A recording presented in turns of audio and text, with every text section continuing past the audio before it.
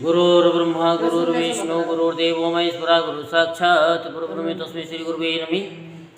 ओम गजाननं भूतगणाधिसेवितं कपितजं परिचारं वासुतं शोकविनाशकारकं नमामि गणेश्वरपादपङ्कजम्। बोलो गरुड़ भगवान की जय। आज हम 8वां अध्याय सुनाएंगे आपको, तो आप ध्यानपूर्वक सुनेंगे। गरुड़ जी ने भगवान विष्णु से पूछा कि भगवान पुण्यात्माओं की पारलौकिक क्रियाएं बतलाइए। भगवान बोले कि गरुड़, तुमने बहुत ही अच्छी बात पूछी है। धार्मिकों के लिए जो क्रियाएं हैं वे सब मैं तुमको बताता हूँ। धार्मिक वृत्ति वाला मनुष्य जब वृद्धावस्था में अपने शरीर को रोगों से ग्रसित देखे और प्राण के शब्द सुनकर, अर्थात कान बंद करके जो शब्द सुनाई देता है वे सुनाई न देने पर जान ले कि अब 6 महीने तक का उसका जीवन है। बताया था ना भागवत में। कान बंद करने पर जो शब्द सुनाई न देता है, पहले सुनाई आता, कान में उंगली डालो हाँ, तो घंटी की सी आवाज़ आएगी, सी होती है, जो भी होती है घंटी की आवाज़ आती है वैसे। और तुम्हारे घू घू घू होती है तो हमें नहीं पता। तो वो आवाज़ ना आए तो समझ लो कि उस दिन से 6 महीने में मृत्यु निश्चित है। अब 6 महीने तक का जीवन है। तब निर्भय होकर के अपने जाने अनजाने सभी पापों का प्रायश्चित करें। अंत समय निकट आने पर स्नान कर श्री शालिग्राम विष्णु का गंध, पुष्प, कुमकुम, तुलसी दल, धूप, दीप और लड्डुओं से पूजन करें। ब्राह्मणों को भोजन कराकर दक्षिणा देकर ओम नमो भगवते वासुदेवाय का जप करें। ओम नमः शिवाय का स्मरण करें। कानों में पड़ा हुआ हरि और शिव का नाम सब पापों को हर लेता है। अंतिम समय में उसके बंधु बांधव उसे भगवान के ये 10 नाम मत्स्य, कूर्म, वराह, नृसिंह, वामन, परशुराम, राम, कृष्ण, बुद्ध, कलिक को बार बार सुनाएं। अंतिम समय में जिसके जिह्वा पर श्री कृष्ण का नाम होता है उसके सब पाप जल कर के भस्म हो जाते हैं। मरते समय पुत्र को बुलाने के लिए भगवान का नाम लेता हुआ अजामिल भी वैकुंठ धाम में चला गया था। हे पक्षी राज गरुड़, हरि के नाम में पाप नष्ट करने की जितनी शक्ति है, पापी मनुष्य उतने पाप करने में समर्थ नहीं है। यमराज का दूतों को निर्देश है कि अंतिम समय जो भगवान को स्मरण करते हों उनको भूलकर भी नरक में न लाना। अंतिम समय में केवल नास्तिक मनुष्यों को ही यहाँ लाया जाए, क्योंकि मैं स्वयं अच्युत, केशव, राम, नारायण, कृष्ण, दामोदर, वासुदेव, हरि, श्रीधर, माधव, गोपी वल्लभ और जानकी नामक श्री रामचंद्र जी को भजता हूँ। जिसकी जीभ भगवान के नाम को नहीं जपती उसका चित्त भगवान के चरणों में नहीं रमता।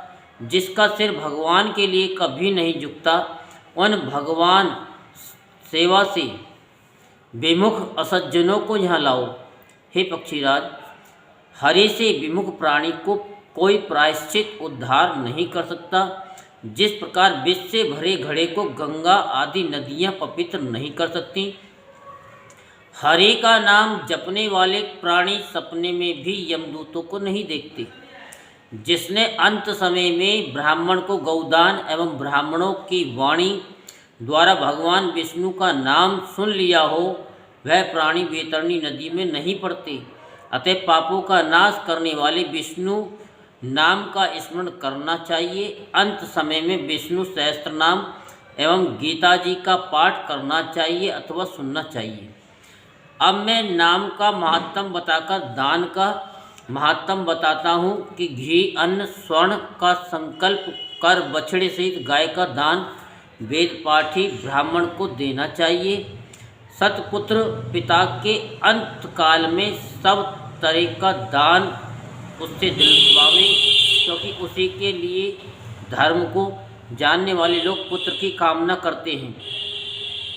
पिता के अंत समय में पिता द्वारा सतपुत्र को पुत्र जो दान दिलाता है, उससे जब तक पुत्र जीता है तब तक परलोकगामी पिता उस मार्ग में अंत समय तक दान से दुख नहीं पाता। मरने के समय और ग्रहण के समय दिया गया दान सब दानों में विशेष स्थान रखता है। तिल, लोहा, सोना, कपास, नमक, सप्तधान्य, भूमि और गौ का दान महादान कहा गया है। श्री भगवान बताते कि 3 प्रकार के तिल मेरे पसीने से उत्पन्न हैं। इनके दान से असुर, दानव, दैत्य तृप्त होते हैं। सफ़ेद, काले और पीले तिलों के दान से शरीर, मन और वाणी द्वारा संचित पाप नष्ट हो जाते हैं। लोहे के दान के प्रभाव से प्राणी यमलोक नहीं जाता। स्वर्ण दान से पृथ्वी, पाताल एवं स्वर्ग के देवता, ऋषिगण और धर्मराज की सभा के सभासद संतुष्ट होते हैं और वर देते हैं। स्वर्ण का दान उत्तम दान माना गया है। कपास के दान से यमदूतों का भय नहीं सताता। नमक दान से यमराज का भय समाप्त हो जाता है। सप्तधान्य के दान से यमपुर के पूर्व, पश्चिम, उत्तर के द्वारों के अधिष्ठाता गण प्रसन्न होते हैं। चावल, जौ, गेहूँ, मूंग, उड़द, चना और कांगुनी सप्तधान्य कहलाते हैं। जितनी भूमि पर गौ, गाय, बैल सहित बैठ सके उतनी भूमि वेदपाठी ब्राह्मण को देने पर ब्रह्म हत्या इत्यादि पाप नष्ट हो जाते हैं। इसलिए राजाओं के महापाप केवल भूमि दान से ही निवृत्त होते हैं। जो व्यक्ति हरी भरी भूमि दान करता है वह सीधा इंद्रलोक जाता है। पृथ्वी दान सब दानों में श्रेष्ठ है, क्योंकि ये दान दिनों दिन बढ़ता है। राजाओं को पृथ्वी दान अवश्य करना चाहिए। साधारण मनुष्यों के लिए गौदान का विधान है। प्रथम गौदान, दूसरा धेनु दान मृत्यु तथा अन्य दुखों की निवृत्ति के लिए, तीसरा ऋण धेनु दान ज्ञात अज्ञात ऋण की निवृत्ति के लिए, चौथा मोक्ष धेनु दान मोक्ष प्राप्ति के लिए, पांचवा वैतरणी धेनु दान वैतरणी नदी को पार करने हेतु करें। बाल्यावस्था, कुमारावस्था, यौवन अवस्था और बुढ़ापे में तथा जन्म जन्मांतर में किए गए पापों की निवृत्ति के लिए गौदान करना चाहिए। वेद पाठी ब्राह्मण को सब सामग्री सहित दूध वाली कपिला गौ का एक बार दान देने से सब पाप नष्ट हो जाते हैं। जीवित अवस्था में एक गाय विद्वान कुटुंबी ब्राह्मण को दान दी जाए तो वह मरने के पश्चात 1,00,000 गाय के दान के समान है। वैतरणी नदी से पार उतारने वाले गौदान की विधि इस प्रकार है। लाल अथवा काले रंग की गौ को सोने के सींग, चांदी के खुर और आभूषण आदि से सजाकर कांसे की धोनी, गौ पर 2 काले कपड़े डालकर गले में घंटी बांधकर कपास पर तांबे का कलश स्थापित करें। उस पर लोहे के दंड सहित यमराज की सोने की मूर्ति तथा घी से भरा हुआ कांसे का कटोरा रखें। ईख की नाव बनाकर उस पर रेशम के धागे लपेट दें। इसके बाद एक गड्ढा खोदकर उसमें जल भरकर नाव को छोड़ दें। गौ को उस पर खड़ी करके शास्त्र विधि से संकल्प करें और ब्राह्मण को आभूषणों सहित वस्त्र देकर फूल, रोली, अक्षत आदि से विधि पूर्वक पूजा करें। हाथ से गौ की पूंछ पकड़ करके गौ के पैर को नाव पर रखकर ब्राह्मण को सामने करके मंत्र बोले, हे जगन्नाथ भगवान, संसार रूपी शोक संताप में डूबे हुए मनुष्यों के तुम ही रक्षक हो।